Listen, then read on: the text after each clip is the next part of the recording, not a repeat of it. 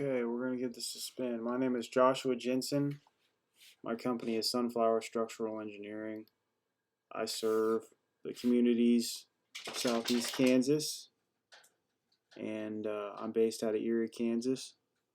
And I get a lot of questions from people from homeowners about their home's foundation. It's a very, very common um, problem that homeowners face, and so I wanted to put together a quick video blog addressing that. That way I can refer people to this in the future and provide some good in-depth information um, to a large number of people easily. So the common problems that you'll see are caused by, most of the time, one of these issues here, which would be soil consolidation, soil expansion, frost heave, saturated soil, or soil that's been just completely saturated with water, poor drainage conditions, and then there's also flaws in design or construction that do occur. So I've got some images I wanted to share with you of some foundation failures. So right here, this is a basement right here, and this is a egress window here in the basement. And so what you're seeing is where the steel beam that runs down through the middle of the basement and supports the floor above, you're seeing the end of that steel beam where it bears on the concrete foundation wall. And what has happened is this soil has pushed against this concrete foundation wall and started pushing it inward. Well, the stiffness of this steel beam started kind of pushing back to help keep the wall up. And eventually what happened was this steel beam punched through the concrete. This image shows a classic horizontal crack on a concrete foundation wall. This is another indication of large lateral earth pressures, or pressures pushing on the wall from the outside. And over time, this crack will get larger and larger and larger, and it'll spread and it'll spread and spread. Sometimes cracks can be smaller, hairline cracks, and they're not truly indications of any problem, but this one for sure, because it's so wide and it's so long and very consistent, it is a telltale sign that there's a major problem. This is the same foundation, but this is at the end of one of the walls. So if you follow this horizontal crack all the way down to a corner, what happens is at the corner you get two cracks. They split off. One goes to the top corner of the foundation wall, and one goes to the bottom of the foundation wall. And that just has to do with how the bending moments, how the flexural moments develop in the slab as it cracks. This picture shows some vertical sheetrock cracks. This house had a footing on the front side of the house that had settled a little bit compared to the footing on the back side of the house, and so it tended to kind of want to split the entire house and open up these cracks. These cracks got bigger and bigger and bigger as you got closer to the ceiling. Closer to the floor, the cracks were smaller. This is a picture of a new house, brand new house. It's under construction, and there's an empty lot next to it, and there wasn't a lot of attention paid to the drainage of the home during construction, and I believe a sump pump hadn't been installed and was not operating quite yet, so the home was temporarily vulnerable to water draining in through the drain tile into the basement and filling up the sump pump pit, and the water having nowhere to go. Well, the basement of this house ended up flooding, and it was a combination of the fact that there wasn't great drainage on the exterior of the house. There was a lot of water that was able to pond around this corner here, combined with the fact that the sump pump wasn't functioning. Here's a home that has grade that slopes towards the home, and this foundation wall here had basically been exposed to tons of runoff over the years. So every time it rained, the rain would fall on this slope and it would kind of make its way towards this house. The soil on this side of the foundation wall got saturated, and it just kept pushing and pushing and pushing on the wall, and it pushed the wall in a good inch at least. And that's what you see right here. It was a masonry block foundation wall, and it sheared the wall at the mortar joints close to one of the corners and pushed it in. Okay, so those are some good pictures of issues that are very, very common. And next thing I wanted to go over very quickly are the common solutions, to give you a little bit of background on that. So here's a photo of a house that is under construction, obviously. And what you'll see right here is you see this pipe coming out of the gravel right here. And so what that is that's a drain tile, and it's got a cloth filter around it, and inside, and that's what you see, that black cloth is the filter, and inside it is a plastic pipe, and it's perforated. It has holes in it and allows water to go inside of it. And so what they do is along the edge of this footing, they'll have this gravel pile all the way up around along this footing, and this drain tile is within the gravel footing. Well, that's what you're seeing right here is the drain tile coming out of this gravel footing. And this drain tile is where all the water that doesn't flow away from your home, this is where you want to collect it.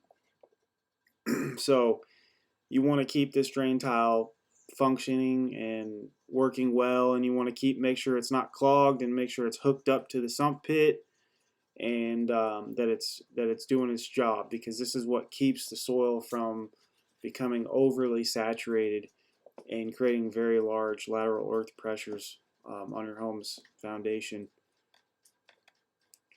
Here was a home in a urban area that didn't really have much of a yard, but it had a really nice patio off the backside of the home, and it was very close in proximity to another large home. And so, the roof runoff and the surface runoff had to have somewhere to go, because this was all going to be a concrete patio for the most part. There was a little bit of yard space there, but so what was done was trench drains were installed to handle the runoff. Here's another image of the same home, I believe, that was in the picture before. And what you'll see on this foundation is you'll see this black tar, and you can see the grade line of the earth follows the top edge of that black tar. That black tar is damp proofing, and concrete's kind of a reservoir for water. It absorbs and transmits water, not very fast. It doesn't do it quickly, but it does it slowly over time, and it holds water. That's why if a piece of concrete gets too hot, like say in a fire, chunks of concrete will actually explode, because the steam that is inside the pockets of the concrete will create large outward pressures and explode the concrete. So water just kind of wants to seep its way into concrete very, very slowly. Can seep in through cracks, other things like that. So what we do is we put this damp proofing, and that's to slow down the rate at which water can be transmitted from the soil into the concrete. Here's a sump pit. This was installed on a house that was having issues and didn't have a good sump pit, so they installed a new one. And what you see is these are the ends of the drain tile pipes. Those pipes that you saw a few pictures ago, these are the ends of those pipes going into this sump pit. And so the water will actually dump out the end of these pipes. And you can see the cloth. This is that filter I was telling you about. This filter keeps these drain tiles from becoming clogged. And so you can see here's the cord, the electrical cord for the sump pump. So that's the first thing I wanted to go over, was just kind of the basics of the draining in sump pits and things like that. So a lot of homes, even though you may have the grading, drainage, and all that taken care of, and that's not a problem for you, and that's under control, but you're still having problems, and you're having problems with settlement. So typical settlement cracks will tend to be more vertically in the home or in the foundation wall, and sometimes they'll look something like this, where there's a crack that kind of goes vertically, maybe at a slight angle, and you can tell that one part of the home is kind of falling lower than the rest of the home. And so this illustration here shows what is commonly done to correct that. So what can be done is you can go in and you can install piers, post-installed piers to underpin the foundation wall and stabilize it so it doesn't settle anymore, and you can even relift the home and re-level it to some degree with these piers. So what would have to be done is the soil would have to be excavated on the exterior of this wall, and so they'll excavate a good area of soil so that they can get down to your footing. And then a lot of times what happens is your footing will be cut away on the edge, and that allows them to connect a bracket to the wall, and that bracket connects the wall, your foundation wall, to the actual steel pile. And so helical piers, helical piles are very common because they don't require a lot of force to install. Push piers, on the other hand, take a lot of force to install. They're literally pushed into the ground, whereas helical piers have these helices on them, and they're screwed in. They're more like an auger, and they're kind of screwed into the ground, and they pull themselves into the ground. Whereas push piers need to be pushed into the ground most of the time with a hydraulic jack, and that hydraulic jack uses the weight of your home to push against. So if you've got a very lightweight home, or a home that can't take a lot of force being pushed against it, push piers may not be a good option for you, and helical piers may be optimal. And so what they'll do is these piles will be installed in sections. They won't all go in at once, because these piles can get very, very long, longer than 20-30 feet sometimes. And so they'll splice these sections together as they go. So they'll drive one down into the soil until it's sticking out of the ground just a little bit, and then they'll take the next piece and they'll put it on top of the last piece, and then they'll drive that one down. And so they just keep adding on until they get to a stiffer soil layer or bedrock. With helical piers, a lot of times there's a correlation between torque that you put on the pier and axial load capacity. I won't go any further into that for this video because I want to keep this brief, but that's just something to know. Okay, so that kind of underpinning kind of covers your vertical movement. Now, the other issue you can have is not vertical movement or settlement consolidation. The other issue you can have is lateral movement, where the soil pressure on the wall is pushing it inwards and causing it to crack. So one of the most common solutions for that, to handle that, other than grading and drainage and gravel backfill and that stuff, is tiebacks. And so here's a picture of a couple of tiebacks that have been installed to try to stop a wall that was getting pushed in over time, try to stop it from going in any further. And so what these are is, these are steel channels is what they are. They're shaped like a C, and so they're put up against the wall, and then what you have right there is a rod, and you have a rod there too. And so what's going on there is this rod goes out into the yard, and at the end of this rod is a steel plate or a steel helix, kind of like those helical piers. It can either be a flat square plate or it can be a helix, and so it's kind of functioning like a soil anchor, if you will, in a way, and it's kind of pulling on that soil. So that way, if this wall gets pushed in, it's not just the soil that's right next to it that's pushing it in that has to fail and shear, but it would have to pull in the soil way out in your yard as well, which makes it much more difficult for the soil to push in. So basically, these rods will go 10 to 15, sometimes even 20 feet out in your yard. So they go way out in your yard. They don't just go out a few feet, because if they only went out a few feet, they wouldn't be very effective. They have to go past um, past the section of soil that wants to shear inwards with the wall. And then you see a couple more attachment bolts here and there. Those don't really extend out in the yard. Those are just to connect this steel channel reinforcement to the foundation wall.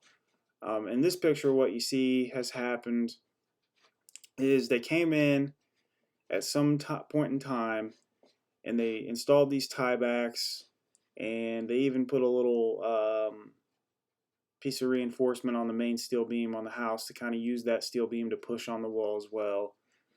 And they did that in the hopes that they could stop this wall from pushing inward anymore. Well, what that did was it slowed down the movement of the wall inwards, but it created these large bending moments in the concrete.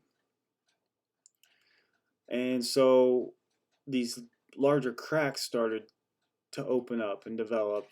And so this foundation wall wasn't able to handle the bending moments that was being exerted on it because of these new tiebacks.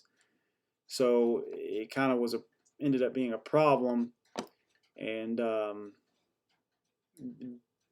the end of the day, it wasn't necessarily these tiebacks that weren't strong enough. It was the foundation wall itself isn't strong enough. So what probably should have been done is, instead of just two tiebacks being installed at a large spacing like this, the spacing should have been much closer, and there should have been more of them.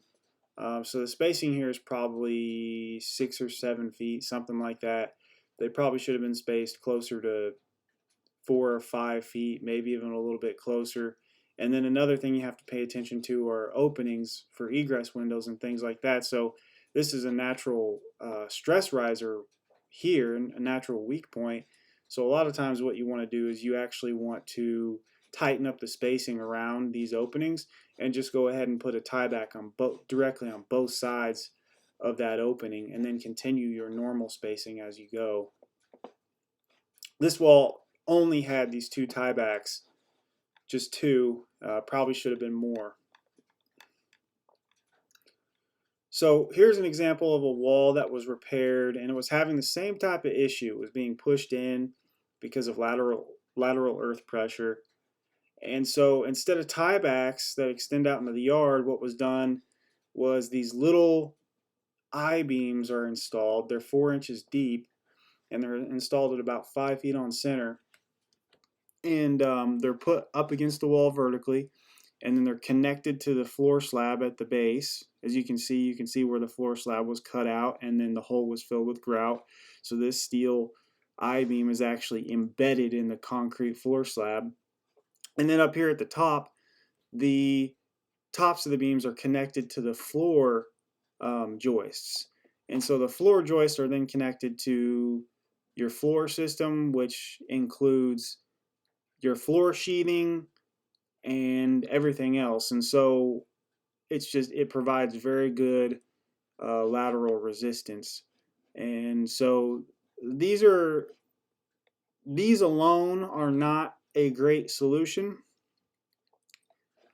but if you've corrected your grading and drainage and your drain tile and your sump pump and your guttering and all that stuff, and and the walls are still having issues, and the structural integrity of the walls are kind of in question, these can kind of strengthen and stabilize a foundation wall that has suffered damage because of lateral movement and cracking, and they strengthen it a little bit too. These lateral braces, if the pressures on the exterior of the wall are still extraordinarily high because of saturated soil, these lateral braces will not necessarily prevent future failures from occurring. So these alone aren't enough. So here's a close-up picture of the top of one of the braces. And as you can see here, they installed the brace right at the edge of a window opening, which is good. That's what you want to do. You want to, at the edge of openings, you want to have steel braces. And so this is a steel plate here, probably 1/4 inch thick. And what they've done is they've lag screwed through the steel plate, into the bottom of the 2x10 floor joists. And so that lateral load will go from the steel beam into the steel plate, into the lag screws, and then into the floor joist, which is connected to the floor diaphragm. And that can transfer loads all the way across the home to the other side, and even use the soil pressure on the opposite side of the home to resist the soil pressure on this side of the home. Real quickly, you have epoxy injection and carbon fiber. So here's a picture of a crack that was filled with epoxy. It was injected with epoxy. There's lots of different types of epoxies out there that you can buy for this, and you're really just trying to go back in and seal up those cracks and prevent, make it harder for water to seep through, slow down any corrosion that could occur, strengthen it a little bit in some cases. So epoxying the cracks is a good idea. And then carbon fiber is kind of an interesting novel solution.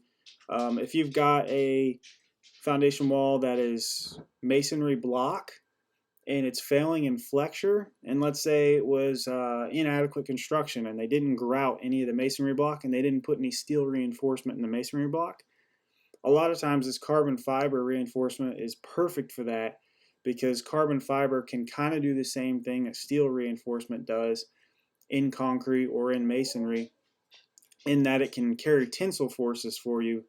And so what you'll do is where you're seeing cracks open up in a foundation wall, that is where tensile stresses cause the concrete to break, to rupture.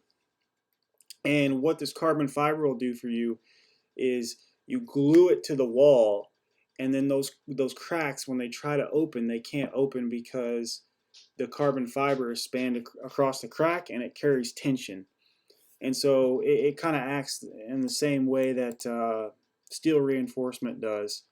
So that's an interesting solution that can be helpful when the flexural strength of your wall isn't good, and it's because you don't have enough reinforcement in the wall. Mudjacking and polyjacking, this is something that's used when you have a slab and that slab has settled and you want to try to stabilize it or re-level it. It's kind of hit or miss when you use mudjacking or polyjacking. Keep your expectations tempered and somewhat low, because it's not an exact science. It's kind of hit or miss, and you can actually do more harm than good in some cases with mudjacking and polyjacking, because once you start doing it, if you mess up, it's hard to fix it. It's really, really hard to take hardened mortar back out from underneath your slab after it's already been pumped in there. So it's something that works well and is used a lot, and can be very effective, especially when you've got a crack in the floor that's opened up and it's got an offset to it and it's causing problems because you're tripping over it, or you try to push you're trying to push a cart or something in your basement and you keep hitting this crack, and it's not letting you get over it. Mud jacking can help you kind of raise the floor up so that where the crack is, it's evened out. Polyjacking is kind of the same thing as mud jacking, but polyjacking is a foam. It's much more lightweight, and because it's lighter weight, it places less weight on the soil below, and so it takes longer for the soil to consolidate and settle. So polyjacking can actually, its effects of raising the slab can have a better chance of lasting longer than with mud jacking. Mud jacking, it's kind of a concrete style mix, like a mortar mix, so it's going to be as heavy as concrete is almost, and so you're adding weight to the soil, which is going to make the problem even worse. So that's the thing with that. So systems and things to avoid: if you can, try to avoid going with an interior drainage system like this. And so what this is a waterproof membrane on the interior of a basement. Here's the basement slab. And this house was having a lot of issues with water leaking into the basement, and they were finishing off the basement, and they just wanted to guarantee that, hey, it's never going to leak. I don't have to worry about all the things that I'm putting in my basement, all the nice new finishing, new stud walls, new sheetrock, carpet, appliances, all that stuff. I don't want any of that to get wet and have problems with mold or anything like that. So I want to guarantee that it's not going to leak. And I don't want to excavate around the exterior of my house. That's not an option. And sometimes that's not an option because cost, or maybe there's a tree that is very old that you don't want to disturb, or maybe you just don't want to disturb the exterior of your home. Maybe you've got a really nice porch, a patio or a deck or something, and you just built it and it's so nice and you just don't want to touch it or something like that. So then you opt to go with this route. And this route is where you basically say, hey, I'm not necessarily going to stop the water from seeping through the foundation, but I'm going to stop it from getting past the end of the foundation into my basement. So you put this waterproof barrier in. What happens is the water goes through the foundation, hits this barrier, goes down, and then in this little trench that's been dug out here, where the floor slab has been cut out, there's a new drain tile that's been installed there. So just like you saw in the other pictures with the drain tile on the exterior of the home, this one is on the interior. And so they'll run a new drain tile around the entire perimeter of the foundation wall, and then that drain tile will run into a sump pit. And that's what you see here. So over here in the corner, that's a sump pit.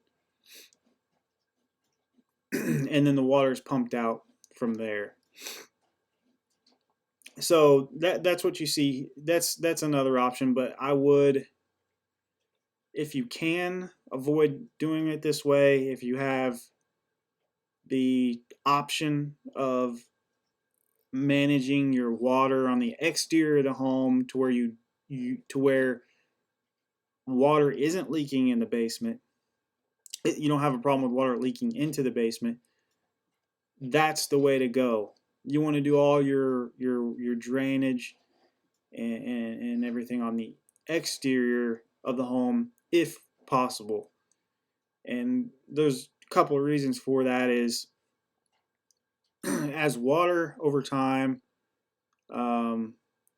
seeps into your home or through the walls, the foundation walls in your home, it will tend to deteriorate the wall. It'll wash out mortar. It'll dissolve and wash out mortar over time. It will cause corrosion and rebar. It will cause problems with freezing and expansion and thawing. So water will be, in the crevices and then it gets really cold and freezes, and then it can expand and it can open up a crack, and that problem can propagate. And then the other issue is this floor slab does serve a structural function. It actually restrains the bottom of the wall. A lot of times it does. It really helps in doing that. So it's up against this wall and it's restraining the bottom of that wall. So when you cut it out like this, you're removing that extra restraint that you have. Now, a lot of times these foundation walls, there's a shear key on the wall that keeps it connected to the footing, and then there's steel reinforcement coming out of the footing into the wall, and that can help transfer the lateral forces to the footing, which then take it to the soil. But a lot of times that connection isn't that strong, and this concrete floor slab kind of gives you extra safety against any issues with the bottom of that wall. I mean, there's been issues during construction of homes that I've seen where the floor slab wasn't installed yet, and the bottom of the wall can actually kick in because this slab isn't in there. So I'm not a big fan of this for that reason, for those reasons, but I will not completely condemn it because there are circumstances where I can see it could be helpful, and in this homeowner's circumstances, I think it may have been a worthwhile solution. So the bottom line is, foundation issues are very common. Most homes have at least some degree of settlement. So don't be ashamed or disturbed if you have some kind of issue. And if you're looking to hire a foundation company, make sure you get quotes from at least a couple. They offer free inspections a lot of times, and those free inspections, they have great people that come out to your house and give you inspection. But always remember that it's your home and it's your choice, and ultimately you get to decide what happens, not them. And sometimes it's worthwhile to get a third party independent opinion of what's happening before you commit to a contract. Sometimes somebody can be mistaken or can be incorrect, or God forbid, maybe they have bad intentions and they're trying to oversell you and sell you something you don't necessarily need, or maybe they don't understand what you're wanting and what your goals are and what your budget is, and so they're kind of overshooting it or undershooting it. But I would say if you're on a tight budget and you don't have the money to thoroughly address your issues, the best thing you can do is start with your guttering, your downspout extensions, and splash blocks, and the grading around the home. And you start there and make sure that when it's raining, that rain isn't running off towards your home.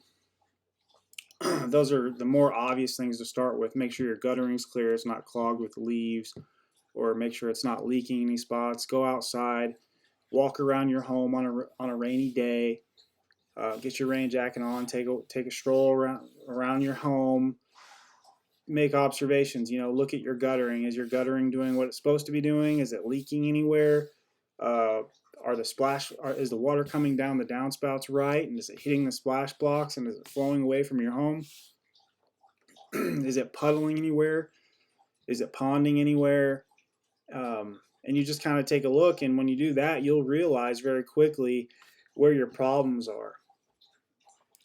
Because the root cause of probably almost all foundation, not all, but most foundational issues, the root cause is water in one way or another, whether that be frost heave or soil expansion or even consolidation, because when soil gets wet, it can be consolidated more when it dries, so that can cause settling too. So that's where you should start, is with the drainage. If you have a sump pit and a sump pump, you want to make sure that's working. If that's not working, go ahead and fix that. And if you do that, A lot of times that'll really slow down the rate at which your home is settling, or the foundation wall is being pushed in, whatever the case may be. And it can buy you some time, and you can push off the more expensive repairs out into the future.